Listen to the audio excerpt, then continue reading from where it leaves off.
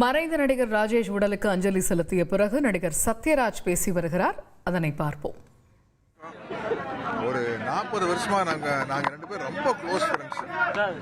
ஒரு கிட்டத்தட்ட நான் அவர் சேர்ந்து ஒரு 4-5 படம் நடிச்சிருக்கோம். முதல் செயின் ஜெயபால்னு ஒரு படத்தில் நடிச்சோம். ஒரே காலகட்டத்தில் சினிமாக்கு சான்ஸ் தேடி வந்தவங்க.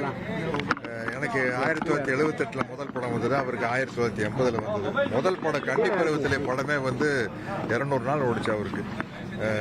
சிறை, அச்சமில்லை அச்சமில்லை, இப்படி சொல்லிட்டே போகலாம். மக்களின் பக்கத்தில் நானும் அவர் போட்டி போட்டு நடிச்சிருப்போம். பெரிய நாலேஜ் உள்ளவர். அவர்கிட்ட எந்த கேள்வி கேட்டாலும் பதில் கிடைக்கும். அந்த அளவுக்கு ஒரு பெரிய அளவில் படித்தவர்.